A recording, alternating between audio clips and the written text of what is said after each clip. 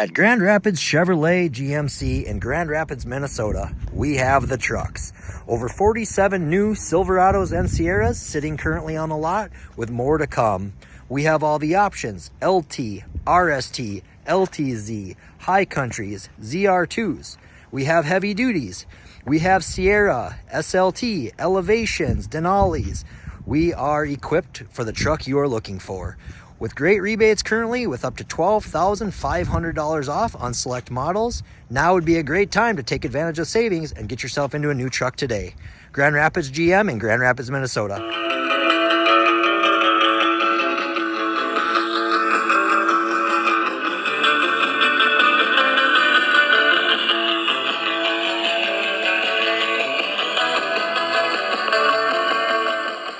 We're 20 seconds in. All right, you guys ready? 3, 2, 1. Welcome everybody to the Tea with Ms McGill Show from the Ring Sports Bar and Grill, where the beers are tall and they're very cold. We were presented today, as always, by our friends over at Fortune Bay Resort Casino. Make plans today to visit Fortune Bay Resort and Casino on beautiful Lake Vermilion. Fortune Bay offers 172 rooms in a smoke-free resort environment, indoor pool, full-service marina, RV park, world-class golf. These guys have hit, our special guests have hit some balls on that golf course. Several dining options, bar, and of course 24/7 gaming. So get up there and get your game on. Visit fortunebay.com today and plan your trip up there immediately. So like I said, these two are special guests. Well, first off, it is Puka speaking.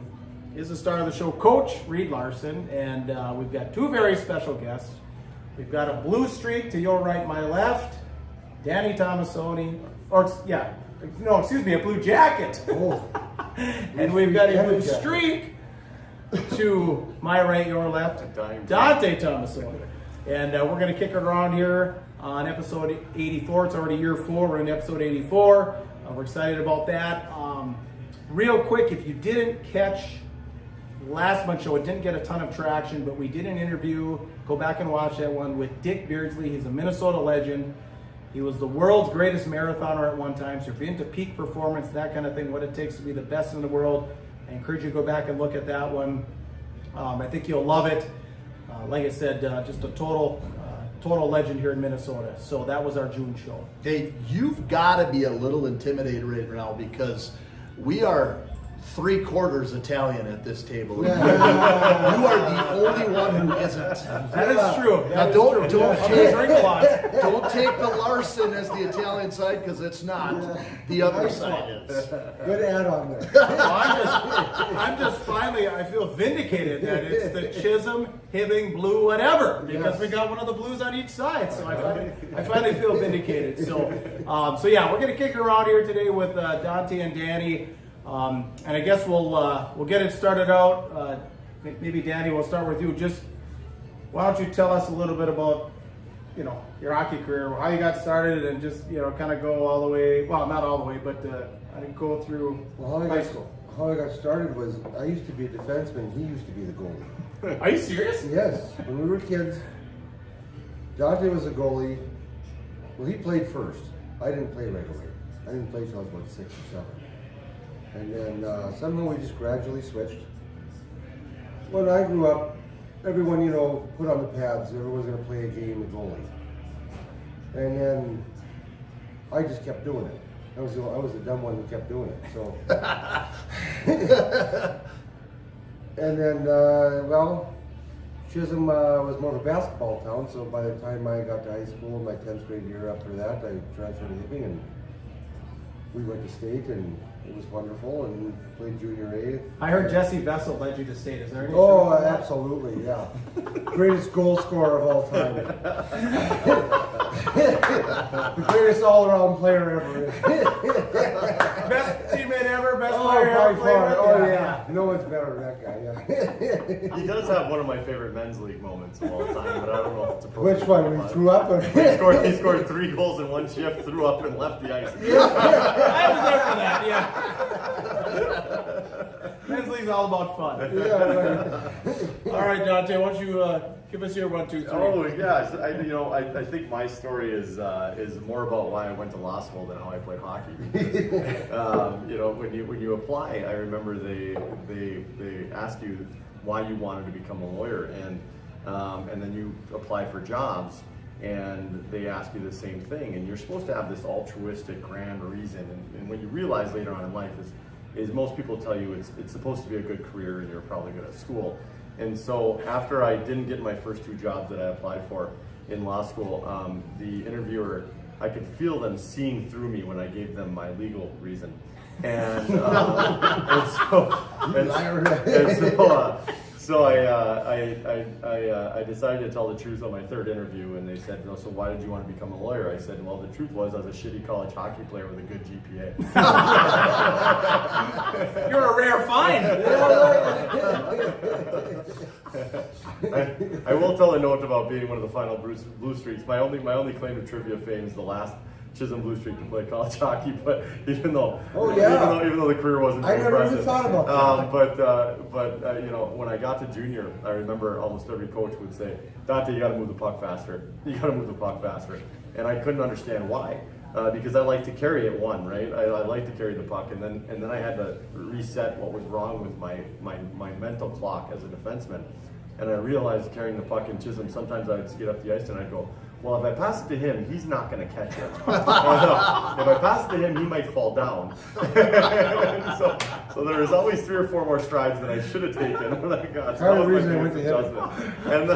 And Danny was, Danny and I was fortunate enough to play with him a little bit in Chisholm, because his first game was as an 8th grader against Mesabi East. He had 52 saves that 55. game. 55, excuse me. Don't skimp him of the extra 3. It's a goalie. Yeah. By the next year, he played his freshman year at Chisholm, and one of the funnest stories I have of playing high school with him, which is also a perfect example of how all goalies are crazy, we were up in Ely. We were up in Ely, and we were up 2-0, and Danny they couldn't score. He was hot as a pistol, and we were playing really well. We went into the 3rd period, and somebody dared say shutout in between periods. But it wasn't even that good of a goal. I was mad at myself. And he let one in from almost the goal line. And it was a terrible goal. It was. And so we lined up for the face-off, and he's still hitting himself in the face over and over again with the paddle of the stick. To which I had to turn around and yell, Danny effing knock it off. And my aunt comes up to me after the game, and she goes, the whole rink heard you shout at him. So what? That don't matter. Was it in Ely or in Ely? Doesn't matter. The rink is small enough that everyone's going to hear it. And there's 10 people there, and they're all parents. And like this, I always tell people Ely and Chisholm had a great rivalry back then, because we were both really good at baseball. We were both mediocre at hockey, both mediocre at football, and then we were both really shitty at hockey. So it was competitive all the way around. It's always competitive for us. Well, that's one of the questions I wanted to ask you. You talked about junior. So you two are pretty rare finds in the fact that 2 Chisholm guys, let alone anybody on the range, you guys both played in the Saskatchewan Junior League. So I don't know which one of you want. Maybe Dante, start with you, because you were obviously the first one there. But how did a Chisholm kid find his way to the SAS?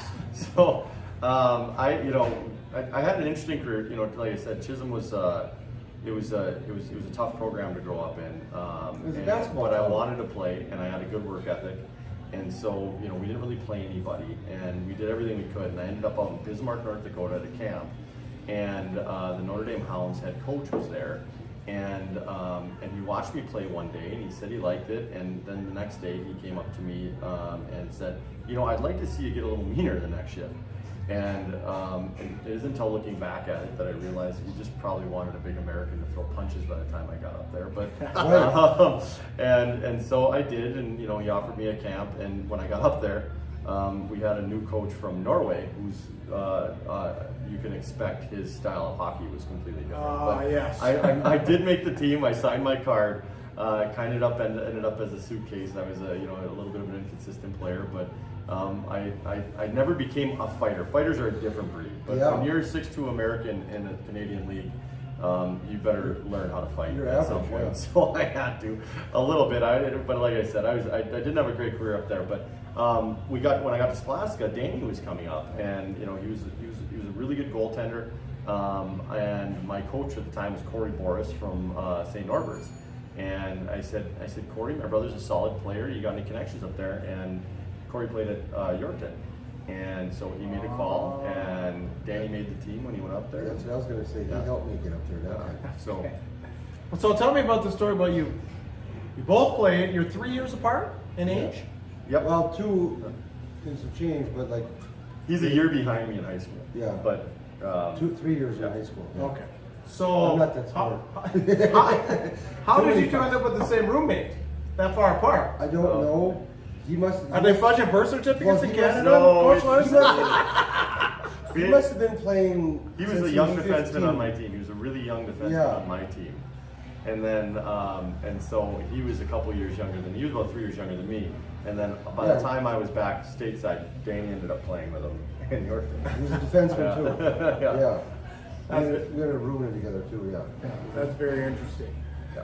All right, well, we're gonna last question, kind of in your career, or for me, and then Coach Larson has anything. But one thing that I heard through my whole career is your grandfather Chet was known for being instrumental in getting the Chisholm rink built, which is of course his namesake, and the fairgrounds in Hibbing.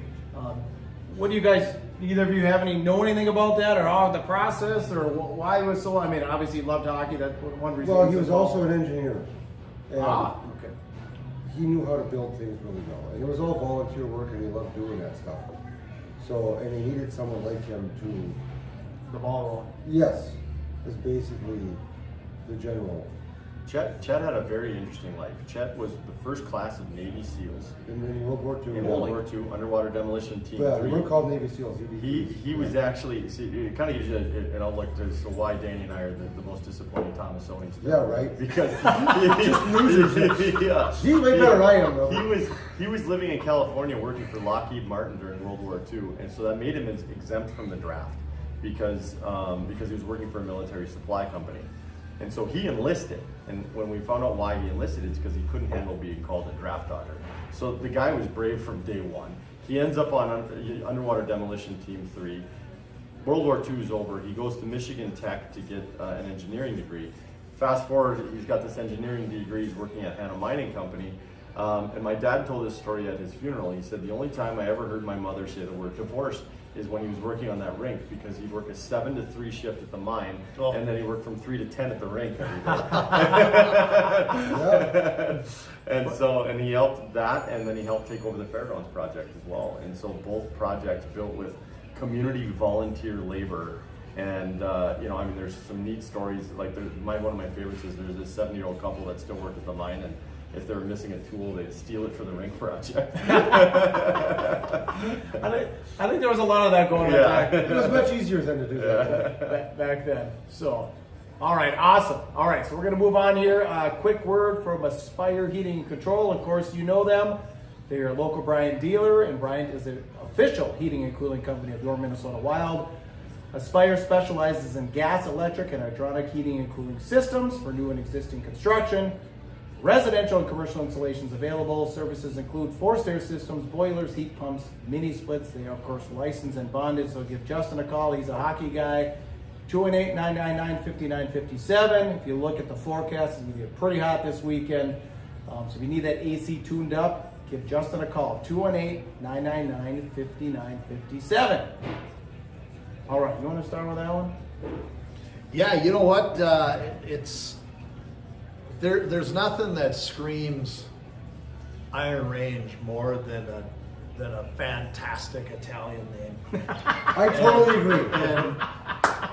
And of course, I grew up in Grand Rapids, and there'll be many that'll say, well, Grand Rapids isn't on the range. I was just going to say exactly If it's not, if it isn't, then I had parents that were both born and bred and raised on the Iron Range. My mom was a Virginia grad, class of 65. My dad was a Mountain Iron grad, class of 64.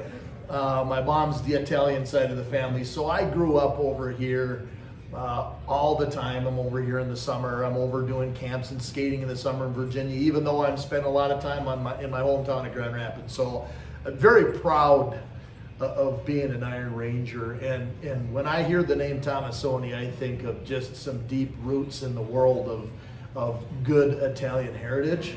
But I also think hockey comes to mind, right? But also government comes to mind too, right? It comes up. There's relationships that go back. My grandfather, Mondo de Juanes, was involved. Was a political guy as well too, and well, knew your father very well. So I just want a little bit of background on Dad and growing up, and then playing the playing history that he had, and maybe we'll start with you, Danny. Well,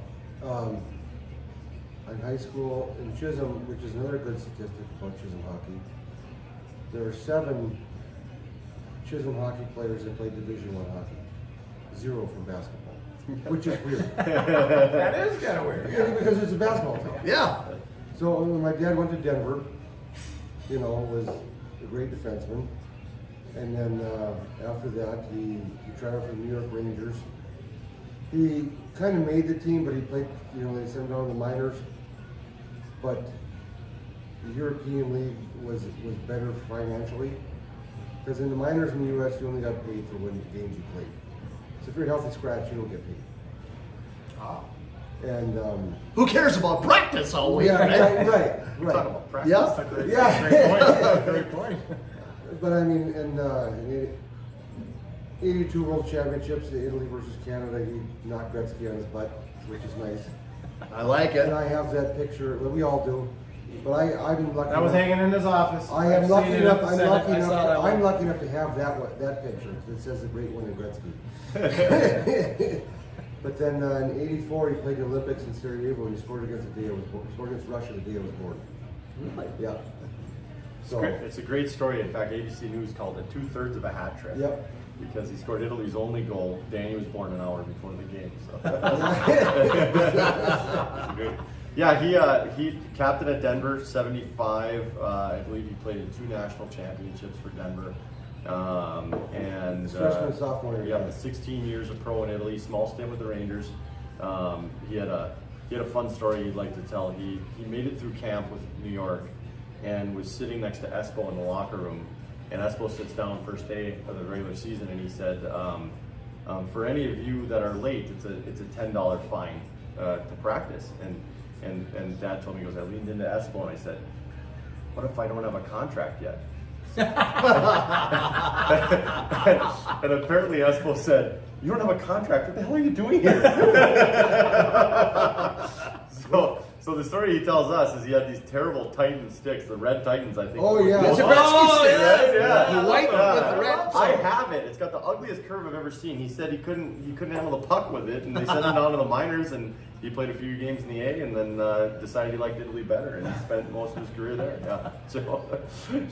So what did he ever say about growing up in Chisholm? Obviously, he played outdoors because that rink was built after him, right? It So was. They were the first team to play in it. Oh, they were. Yeah, they were the first team to play in it. So what year? I think they finished it. I want to say 68, 69. Okay. Yeah. So that's how old that barn is now. Yeah. So. Well, one of my favorite things is when you used to tell me. And by the way, Sorry, go ahead. David Tomassoni, who I don't think we actually officially Senator David Tomassoni is their father. So I just want to get that out there. Okay. When he told me, when he was a kid, they used to wear, them big Christmas magazines for shin pads. Oh yeah. And I can imagine trying to keep those things on your legs. Duct tape. Yeah. Anything, even in hockey, laces, whatever you use. But he said the first time he ever got actual shin pads, he fell down and it didn't hurt and he couldn't believe it, so he got up and fell down on purpose again to make sure it was true. To make sure his legs didn't go down. Oh, That's how gosh. long he played, yeah. Good stuff. That's good. All right, so you talked. Let's get into the. There's got to be more to the Gretzky story than just he's had to just. He had to told that story a million times. He was also a Great photographer. My dad was also kind of a photographer. He had a million pictures and he always had the nicest camera around of any group or whatever he was. And then there was another guy on his team who was a healthy scratch. and he gave him the camera. And he said, if I'm anywhere near 99, you take a picture. And he got this amazing action shot. Not just that. And what game is this? Is the what? 82 World Championships. World Champ. Okay, Italy World. versus Like the Canadian Cup, or was it actual World It Championship? was the World Championship. Okay. Italy versus Canada. Yep. And there's a bunch of other pictures of him, you know, like in between whistles, they're just, you know, how it is, he's skating around. But the action shot of him checking him was pretty amazing. You can see 99 in Gretzky and my dad's face and the famous mustache right above his That's shoulder. all, you couldn't really, you couldn't It's, see his face clearly, it's but a you could good see the one. mustache. Yeah, the story goes he knew he was going to be paired up against Gretzky's line because he was one of Italy's top pairings, and he said I would watch Gretzky come into the zone and he would break off and do these circles. Yeah, he and used to spin. And I wondered why doesn't somebody just hit him? He said, so Gretzky came down on me one-on-one, he broke off, did a circle, I went up and hit him. and it wasn't like a massive collision. He doesn't tell the story like he killed him or anything. He says, in the picture, we're both falling down, but the puck is gone. That's what he That's because Marty McSorley wasn't good enough. He wasn't good enough to play on the Canadian World Championship team, so he didn't have his protection. Right? All right. So speaking of Italy, so you guys. So for those that don't know, these two were my neighbors. Well, Danny doesn't remember. Danny was about this tall, and now he's bigger than From me. the table. But they lived across the street in Chisholm, and so you guys spent time in Italy. We went to Italian school, so I don't know who wants to start, but what do you remember, and you got any stories from your time in Italy as kids? Yeah. And did you play hockey when you were there? So we did. He did a little bit. I did a little bit. And so the reason Danny's 3 years behind me in school is my dad was worried that he was falling behind in English. And so he kind of yelled him back 1 year stateside here. But Anybody else watches going to yeah, when we went, we go to Italian-speaking school. Our last year, so we'd spend about 7 months out of the year in Italy, and we weren't really old enough to appreciate it, I don't think. But we kind of do now, looking back at it. And you know, if you ask us if we can speak fluent Italian, the answer is no. But my dad told us that he would come see us in school, and the teacher would go tell us to do something in Italian, and we'd just go do it. But didn't you go to an American school? My last year, I went to an American speaking school. that's It was an English speaking school. This is actually kind of neat. And so I know my dad must have negotiated this as part of his contract, because we were in Milan, and there's no way we could have afforded this place. Because in my memory, I can see Lamborghinis and Ferraris pulling up to high school. You're in Milan, Italy. See, I never saw that. I never saw that. And we took a charter bus to school daily, right? And we had armed guards at the gates with machine guns hanging off. So I don't know who was there. Like the Louis Vuitton CEO or what? I don't know who was there, but there were some significant people there, and here was, you know, my dad making $70,000 a year as a hockey player. Somehow he got us in there. But my two best friends were from New York and Chicago, and so, you know, there's some cool experiences. You know, we got to see the Leaning Tower of Pisa on an off weekend, and we got to eat some pretty good food, and we got to learn some goofy languages, you know, some goofy sayings. And apparently my first Italian word was avanti. I don't know why, but it was. And so, but yeah, it was a pretty neat experience. But for the most part, we were pretty young. It was, but it's nice to go back if we can. That's for sure. Well, it's a good thing it wasn't Fangul. Well, you've got a story. Danny said he's got a story. There's a story about that. Because when we were kids, we always hang out. I forget, was it Milan? Or It was in Milan, yeah. Okay. And Dante says to me, he says, "What fangul to that girl?" I said, "What does that mean?" Just say it. And no, let me lead up a little bit. This girl is 4 times the size we are. Right? Oh, like, boy. like So she you will tell kill me- us. That's what, she was way bigger than both of us. So I say it to her, and the look on her face was just pure anger, like I'm gonna rip your head off. Yeah, And you're about how old? I think he was 5, Yeah, 6, he might have been 3 or 4 for all we know. I don't know. Old enough to run, thank God. well, so the viewers know that isn't something it's not a word we're going to throw out on this podcast here, but it's one that if you say this to a nice young lady, you're going to get backhanded, especially. Oh no, she was gonna kill me. So then I just started running. We started running, just sprinting as much. I was terrified. So, and the elevators then were old, so it was like the cage. Yeah, the Yeah. comes together? Yeah. The accordion? But it didn't come together, it was just on one side. But Oh. It was like a horror movie where the killer's coming up to you and the door shuts when her face is right there at the very end and the door shut. I'm like, oh my god! And then I said to him, I said, what does it mean?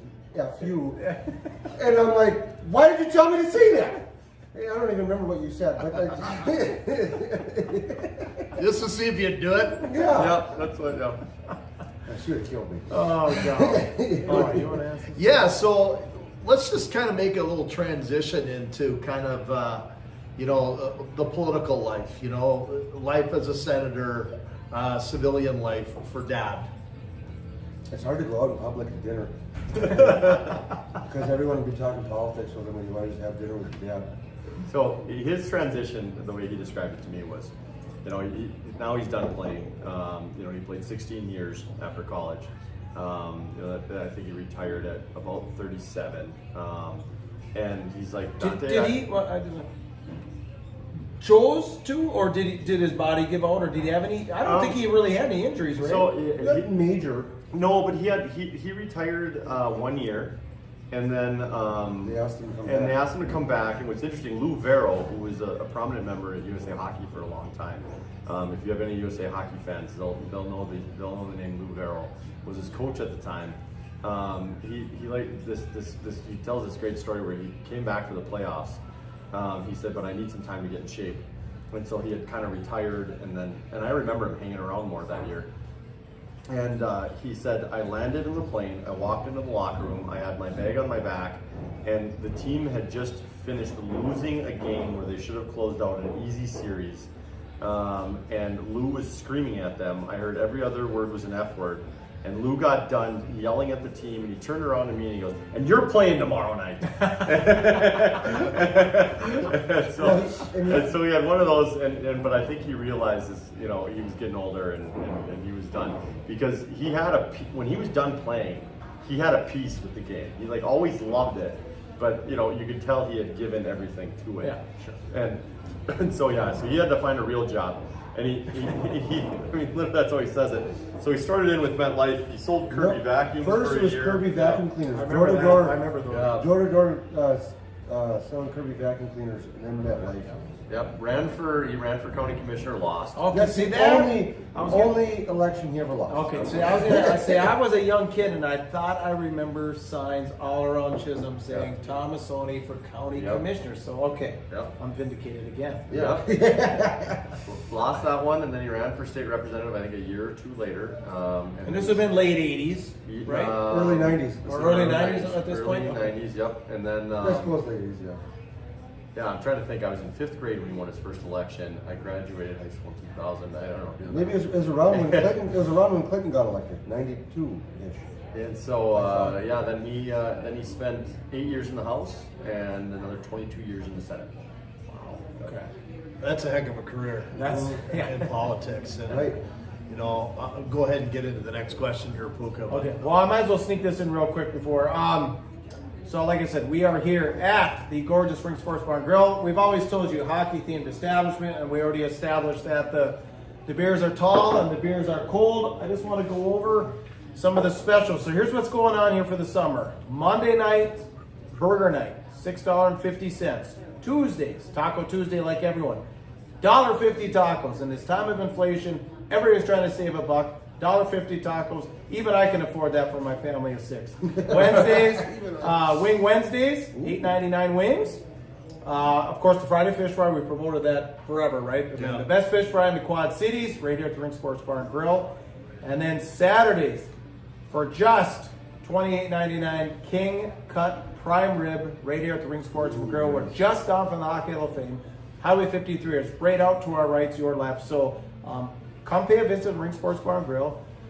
Tell them thank you for supporting the Tea with Ms McGill show, and ask for Michelle, and she will take very good care of you. So what you're saying is it's Wingy Wednesday, right? Wingy Wednesday, and we should have. Tell me. Well, I guess Should be. I guess we're sticking around, boys. Tell me I'm not gonna get wings. Yeah. If you tell me I'm not, we're fighting. Yeah, we're sticking around. So, all right. So he gets elected. So what? I don't know, Dante, if you want to take this, just kind of his career as a senator. political philosophy, some of the, obviously we're not a political show, but we got to kind of get into this because we really want to highlight, your father tonight. Yeah, no, I appreciate that. I think it's, and if, Danny and I's pride of our dad that doesn't show on our sleeve. You'll see it, you'll hear it in the stories, and I mean, we're very proud of him.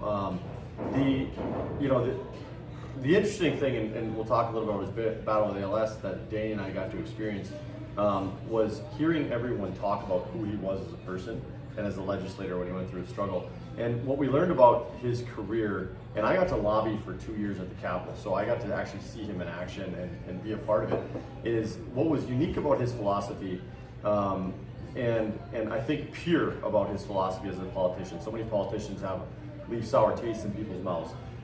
Was he cared about the people he represented first and foremost. Like, his passion for taking care of people in his district was second to none. And he didn't care how he did it. He didn't care if he got votes from Republicans, votes from Democrats. He didn't care who he made friends with. His philosophy was, it was very attuned to the Iron Range in the sense that keep people working. And I'll do whatever I have to do to keep people working. Fund education infrastructure. If I have to fund infrastructure, if I have to fund education, if I have to work with businesses to get them tax breaks, if I have to, we have a lot of hunters, so he didn't walk party lines. He was a Democrat for years, but he didn't walk party lines. I've heard stories of him being in the Democratic caucus going, listen, that's not going to work for my constituents. It will not work, and I will not vote for it because I have to protect my constituents first.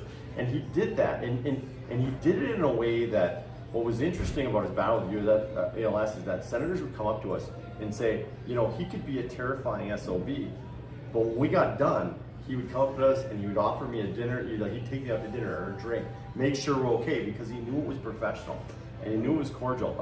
So many stories of him just battling with people, with other legislators, in which he got done, he go, we're still good, right? and so he was loved by both sides of the aisle, and his list of accomplishments is so significant. I mean, hundreds of millions, if not billions of dollars brought back to the Iron Range. Yeah. He defended the USA Hockey Hall of Fame here, made sure it's still here.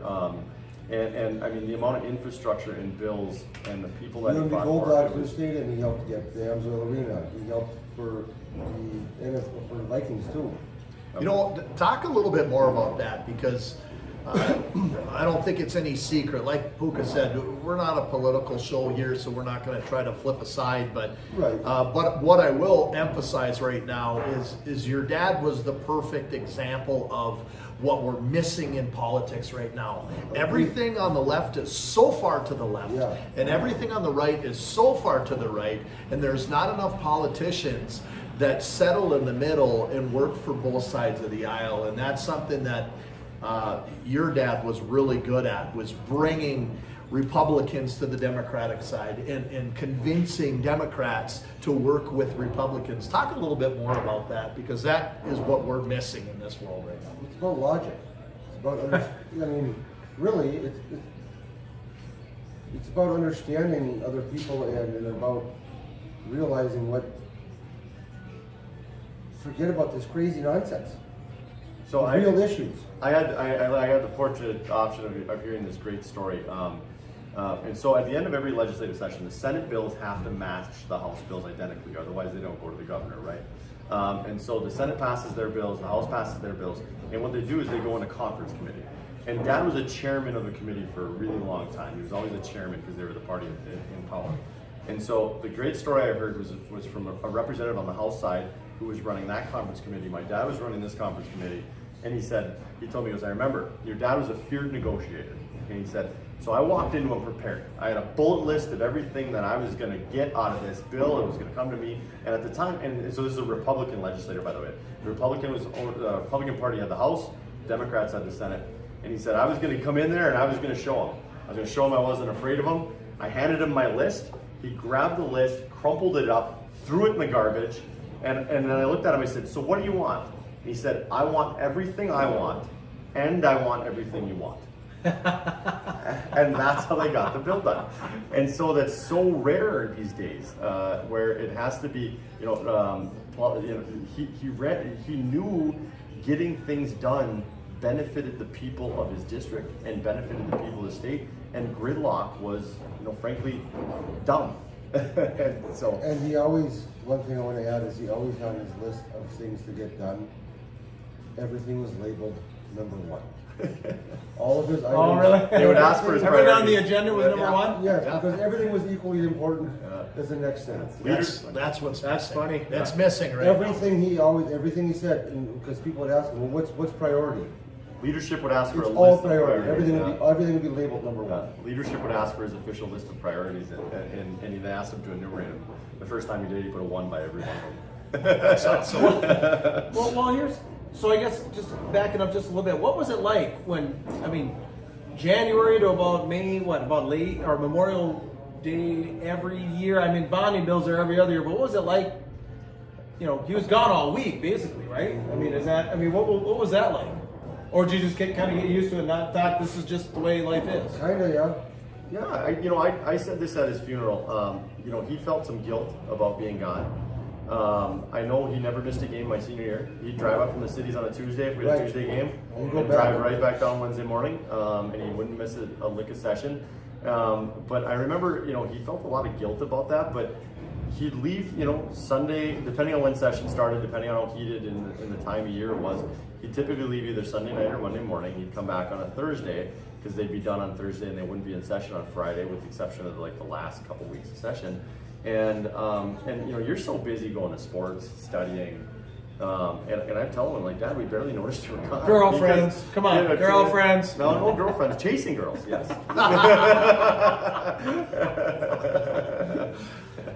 You learned that in Italy. Yeah. You learned that in Italy. Yeah. Even the Italians are a different breed. All right, we'll get into the battle with ALS just in a second here, but real quick word from Iron Range Apparel. Of course, Coach Larson with his ODR hat. We always call it the Gift Buyer's Paradise. I happened to stop by the Gift Buyer's Paradise while I was over in the Quad Cities today, but I tell you that they got a little bit of stuff for everyone. I told you a little bit about the signs. Well, here's a little bit of the signs. I teach What's Your Superpower. I think you know who this is going to. But like I said, Gift Buyer's Paradise. You're looking for a 6-year-old, you're looking for a 66-year-old, looking for grandma, you're looking for grandson. They get a little bit of everything. Now remember, the new location, they are no longer in the Thunderbird Mall. They are actually right up Highway 53 in the Super One grocery store there. There used to be a bank there, so there's little side shops. So like I said, you're looking for that perfect gift for somebody. Iron Range Apparel in Virginia. So if you're in the Quad Cities or anywhere across the range, that's the place to check out. All right. You want to get into this one a little bit? Yeah, this is personal for me too. Obviously for you guys, I had an aunt a few years back deal with ALS, so this runs in the family for me, and some of the struggles I can see that you guys probably dealt with as well. But let's talk about the battle with ALS. How his career life kind of made his battle with ALS unique. There's some real nice little bullet points that I think you guys are going to touch on here. But talk about that, because the type of person he was. Get into that and how that fight, what type of person he was and how that fight was kind of typical of how he went about things. He never stopped, which was amazing. He never stopped working. He never stopped thinking about other people while he was dying, which is above and beyond. Because even 2 days before he died, he was on an environmental conference committee meeting on via Zoom. Still doing his job. He was sorry, Dan. But that's just something that you can't teach something like that. That comes from within. That's a Right. personality trait that that you deal with. His He was mentality really- was he to was- fight, Right. right? And I don't want anyone feeling bad for me. No. But that's impossible. But he was still working till literally the day he died. And I always said that. People ask me, if your dad's going to retire, I said, no, he'll be in office till he dies. I always said that, because that's just how he was. He actually used to joke that he wanted to catch per diem the day he died. Yeah. He expected it to be at 92, Right. He was still going to be. Yeah. No, I think it's I always say this, there's a humbleness to us on the range that you don't want to sound too much like a braggart, but there's, like I said, I don't hide my pride about my father and how I looked at him. And when he got ALS, he somehow managed to keep his sense of humor. And one of the things about him as a legislator is those friendships and those relationships that he had built and that credibility he built over the years. It all kind of led to this interesting moment, and I'll never forget it. When I lobbied at the Capitol for 2 years, and there's this weird moment in my brain that's like, we all have these memories that are kind of seared in your brain. And this is before he got sick. This is well before he got sick. We were sitting at the St. Paul Grill one night, and I can't see the person who asked this question, but she said, for some reason led with me. She said, Dante, what do you want to be remembered for when you die? And I was, 36 years old, was like, I'm gonna be dead, who cares? And that was kind of my answer. Also, I didn't really like the morbid topic. And my dad actually kind of paused. Now in his early 60s, there's probably something going through his brain as I look back through it. And he just said, I want to be remembered for helping as many people as I could while I was here. And that was his answer, and I never forgot it. That's a 100% true story. I haven't changed that for his sickness, anything. And so when he got sick, Tom Bach tells this story. He got diagnosed, and Tom heard about it. And he walks in his office, and his dad said to me, Tom, I'm not scared of dying. I'm scared of what I have to go through to get there. And so ALS is this, it's this miserable effing disease. And if there's ever an appropriate sentence for the F word, that was it. And so you slowly get paralyzed, and some people think, well, you still have your brain. Well, it's almost like being trapped in a prison. I would have given him dementia over ALS any day. And that's always been the argument. Right. Right. Yeah, but when he said, I'd rather have cancer. Yeah. And so think about that comment. Yeah, can you explain for our audience, because we have a lot of high school kids that can you break down ALS? I mean, you basically sure. did, Yeah, I try not to do it. And Danny's comment to the cancer, real quick, is like, you think somebody has cancer, they can still read the newspaper, they can still call their loved ones, they can still manage their phone. They have a chance. What happens with ALS is you become slowly paralyzed, and so it starts in your fingers. It usually starts in your fingers and your hands and your limbs. Yeah. The interesting, different, but the interesting thing, and it affects everybody differently. The interesting thing about being a hockey player is his legs were so strong that his legs were the last to go. His feet a little bit. And so that they kept him up. But the way he approached it, he kept his sense of humor. He as much as he could. He was as brave as he could be. And the only thing he focused on was helping other people. Which was so, amazing, yeah. Like Danny said, he was in hospice, managing a computer with his eyes because nothing worked. And this thing could track your eyes, and you could type, and you could use your voice. My aunt, his wife, or my wife, his wife, my aunt would go there, and he would tell them how to vote, and then they would take his phone and text him his votes. We were working with him the whole time. Like, we were voting for him. Everyone took turns to vote on the Senate floor on his phone at the hospice. So he literally had a bill passed while he was in hospice. Yeah. Working. And we brought him down to when he couldn't move the his Capitol and in the governor's office, and when they signed the bill. We don't have enough politicians. Right. No. I don't have that many that tough. I'll tell you that. Well, and it's historic legislation. No state in the history of the United States has passed with that much money for ALS. But also that fast. Yes, and what I should note is that the way he approached it, he would say nothing has really happened in the battle against ALS since Lou Gehrig was diagnosed. Right, and so it's very difficult to manage the disease because so many people are diagnosed every year, but then so many people die off real fast. So you're not like there's 30,000 people suffering with ALS all the time. It's a lower number, but then also the test subjects die so quickly, so it's hard to find a cure. And so my dad simply said, listen, I want to find a cure so nobody else has to suffer. So the bill is $20 million to cure ALS.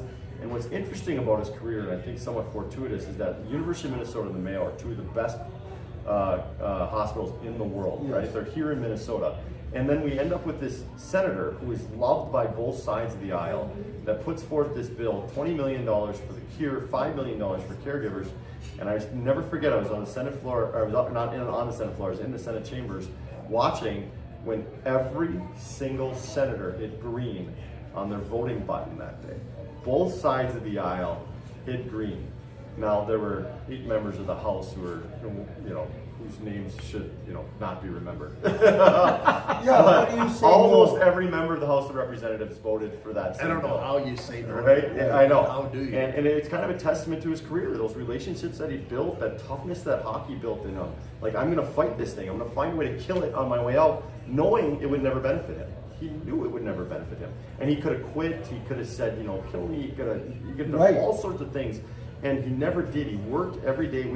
We were driving him down for the bill signing, and we were in session on his phone. This is an interesting thing about COVID. It allowed us to do this. Otherwise, COVID wouldn't allow us to do this too. Right. So this is another one of these weird fortuitous things. But I'm driving his car. Danny's wife has his phone. He's in the front seat, and we go, and then we go, Dave, how do you want to vote on this bill? And he go, yes, because he couldn't speak very well. Yeah, he knew what he was mumbling. Yeah, and then Anna would unmute it and go, Tomassoni votes yes. And I just wanted to side note, I'm sorry that you're on to that, because I can imagine how much harder it was for her with not having as much technology, because I don't know if she had an eye gaze machine. Yeah, a little bit earlier time frame. So we're talking back into the, closer to 2012, 2013, and like we kind of alluded to, that this is it's a disease when diagnosed, you really don't know how it's going to take each individual How person. fast it's going to go too, yeah. Anywhere from a year to 3 years, and hers started where her legs started to go down first. So it started with her legs and kind of ended, with the upper part of the body. And but it's interesting how the strength that he had as an athlete, his legs were the last to go for him too. So it's interesting. I appreciate that. Well, go ahead. Well, I mean, I feel like everything went at the same time almost. I mean, it happened so fast, but yeah. But I mean, because I've talked to so many people that their family members have had it. So many. I know someone that's related to my wife. Their family members they've had 4 or 5 people that had it, and they probably didn't have any help, or any type of communication with them. We were lucky that Ken Herbeck was a big part of this too, that he was big in getting that eye gaze machine going. So I'll tell you, I'd say go back to kind of a fun story. So mid-season 2022, mid-college hockey season 2022, Denver's playing University of Minnesota, Duluth. So the Bulldogs and the Pioneers are playing in Duluth. And Sandlin, who's a friend of Dad, and Dad who helped pass legislation to create the Amsoil ring, right? And so at this point, he can still walk. He can't use his hands very well. He's having trouble keeping his head up. He can still kind of talk too, yeah. But he can still kind of talk. And so the Pios had him for the morning skate, and they reprinted his jersey. They put his C on it at the morning skate.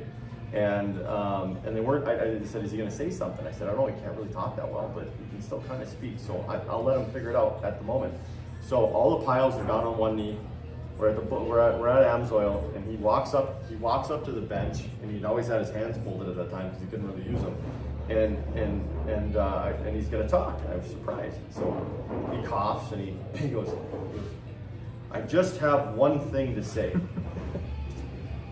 When you get to the national championship," he coughs, struggles a little bit, "win the fucking thing."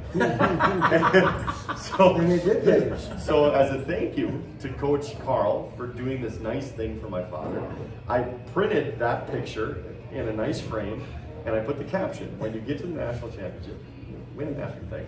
And I actually put the asterisk in it so it was appropriate, and I sent it to him after they won the Frozen Four game in that year.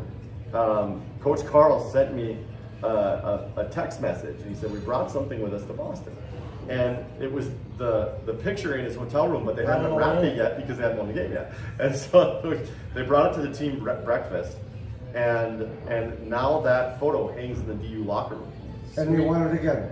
And so they want it again. So that thing is still hanging in the DU locker room, and it's a pretty interesting. It's kind of like this, that's kind of who he was. Like, it was, he sat there and he had a chance to say something, and he just go win the effing thing, and so yeah. But that's how he handled it, and the fact that somehow COVID allowed him to vote,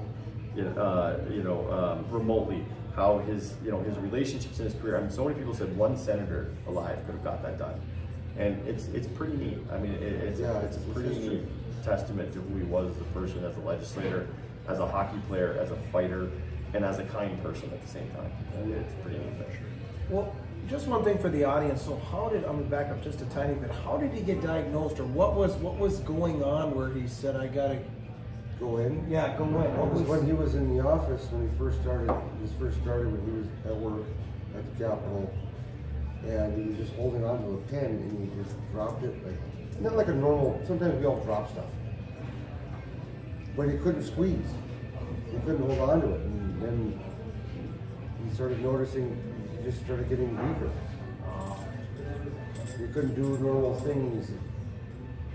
He could still walk and talk, but simple things that he couldn't hold on to, and he started realizing the one, this is kind of humorous, but he's watching a chick flick with someone, I don't know, and he's crying in a chick flick. I'm not supposed to cry in this. Why the hell am I crying during this stupid movie? Basically. I noticed his hand strength was leaving him, and he sent me some research and some information. We were hoping it was a different neural disease, something that was similar treatment, and so I started Googling, and I'm self-aware that Googling is a dangerous place to go down. But I called him one day and I said, Dad, everything I'm seeing with you, I said, I have one question. I said, are you getting emotional? He said, I was watching The Wild the other day and a commercial came on and I bawled my eyes out. Never seen the guy cry in my life. And I said, Dad, there's a good chance this is Lou Gehrig's disease and you might want to prepare yourself for it. And there's another kind of sense of humor thing. When he called me to tell me, he said, well, Dante, you should have been a doctor. It's like one of those miserable moments in your life, but and something you didn't want to be right about. and you'll like this one. Like I said, in testament to his personality. One of the last movies we watched together was Top Gun. Ooh, he's the Iceman. And so what we would do is so he had enough strength in his legs where I could pick him up out of his wheelchair and he could shuffle into my car. I could take the weight off of his legs, but he could just kind of steer them. I put him into the car, we put his wheelchair in the back there, and he would help. And then, so he was talking with a computer at the time, so his eyes would track, he would type, and he'd say something. So we'd bring him to the movie theater, we'd take the computer off so he could watch the movie, and then we'd put the computer back on. And this is Maverick, and remember the movie Maverick, Iceman is talking with the computer. He's got throat cancer or whatever it is. And we put the computer back on his thing, get him ready to go. We're expecting him to say something he needs, like move his hands, help him. His first thing he types up, he goes, "Call me Iceman."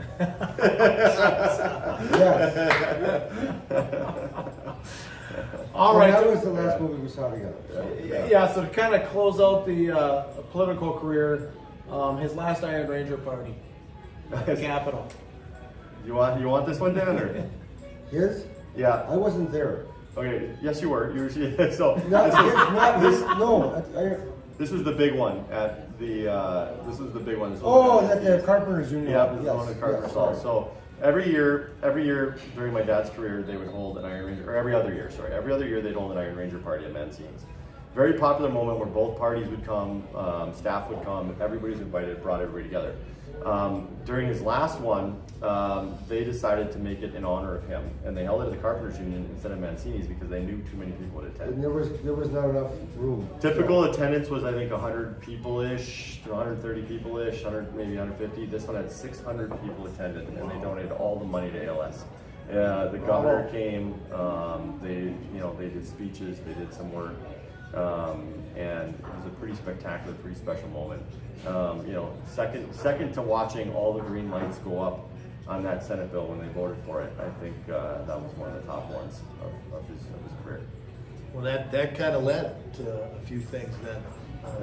From what I'm hearing, it kind of led to not only the battle that he had and the type of personality that he had, where it was fight, fight, fight, it kind of led to some fundraising things that popped up. It got things pushing forward, yes. What did it lead to?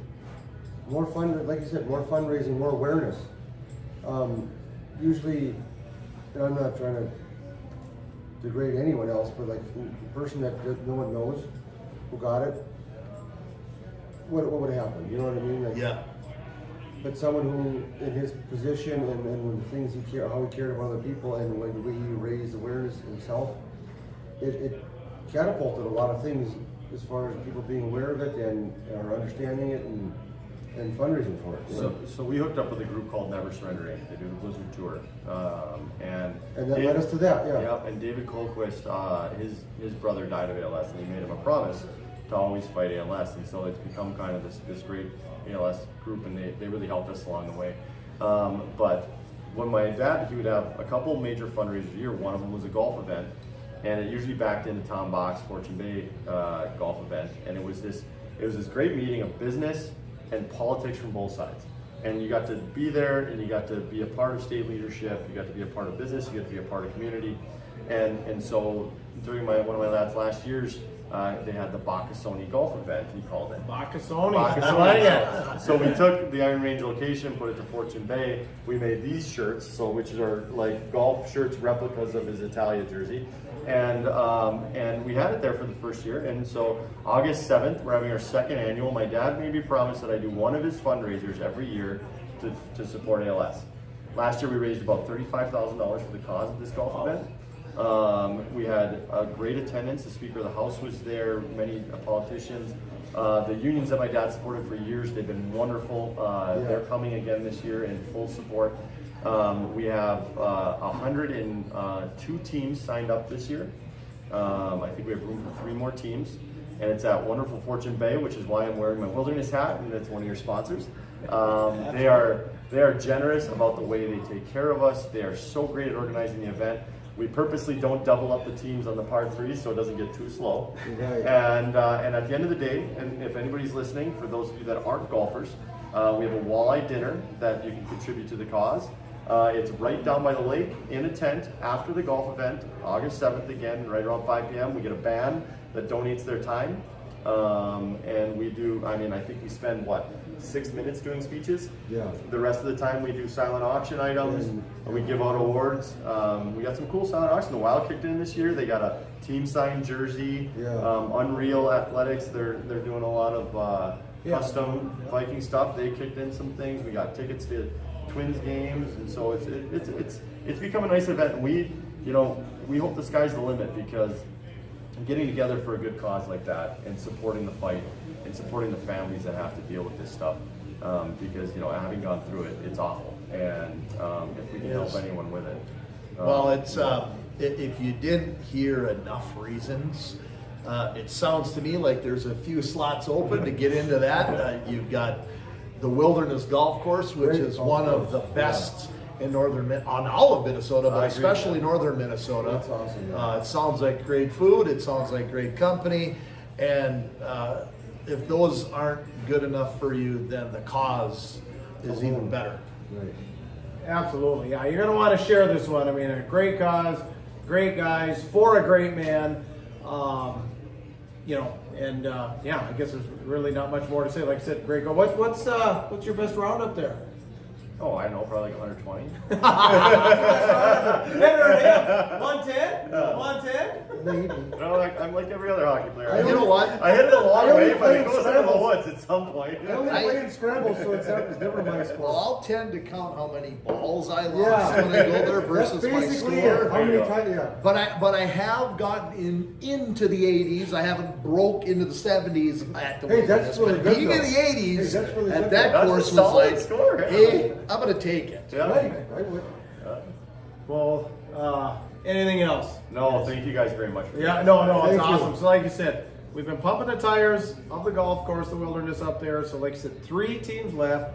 Get your 3 or 4 teams, or They're person? four-person They're teams, four. $250 a golfer, and then a big part of that, part of that goes to your green fees, your meal, pays for your lunch. and then the rest goes to ALS. And then real quick, the Blizzard Tour is the snowmobile. It is, Right. and then we should plug the Tomassoni bike tour as well. Yeah. So all the money, the golf tournament just goes, it kind of gets moved into the pot for the Tomassoni bike tour. So so while Dad was sick, Todd Lauer had a great idea up here. He was suffering from ALS as well, and he said, David got that whole trail paid for up here for the Mesabi Trail. So not everybody owns a snowmobile. I mean, they're $20 grand, right, for new, and he said, why don't we do a bike tour in the fall? And Never Surrender ran with that. So now they have a fishing tournament, they have the Blizzard Tour, and now they have the Tomassoni Bike Tour, and this will be the second annual year for the Tomassoni Tour. It starts in Fortune Bay as well. They're such a big supporter, and you can ride a half, which is 50 miles, which is 25 miles a day. A full, which is 50 miles a day. You can do an e-bike, so it's a little bit for everybody.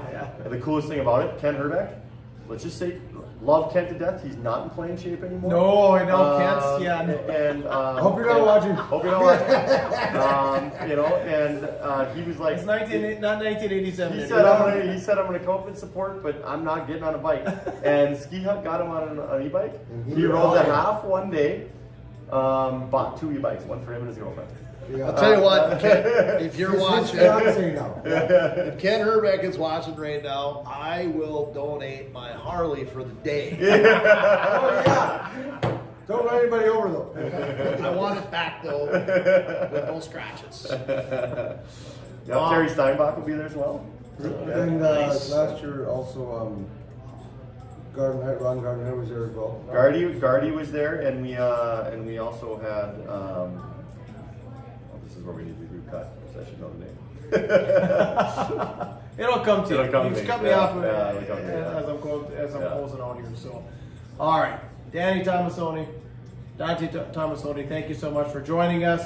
And wrap it up here. Please comment. Like I said, share this one. This is a great one to share, especially if you're a Chisholm hockey person. You give a lot of history. This is great. Contact us privately, Goatsportsmediallc at gmail.com. Find us, of course, on X T McGill, Instagram, Spotify, Apple Podcasts, and the Musi app. Find us under T with Ms McGill. And if you're looking for us on Facebook or YouTube, it's Goat Sports Media LLC. Leave us a review when you're there. Merch, of course, we got the T-shirts. Coach Larson's got one. I've got one. We'll take care of it. Cash App, Venmo, PayPal. We can ship it, whatever you need to do. And as always, thanks to the greatest partners on earth, the Ring Sports Bar and Grill. Thank you again for hosting us.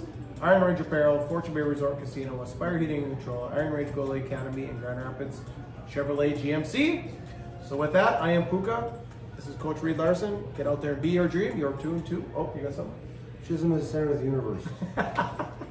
To the city universe. Get out there. Center of the universe. I was gonna roll there and say, and don't forget, there hasn't been a person ever that didn't like Ms McGill.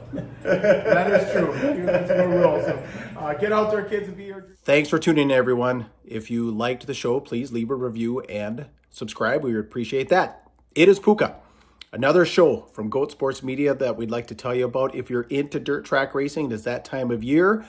The One to Go show covers dirt track racing in the upper Midwest each and every week. Facebook, YouTube, podcast. So find it at all your favorite places. Join Ryan Aho, hockey coach Jeff Krause, and Bert Lehman is break down all the action weekly. Check them out right now. Goatsports.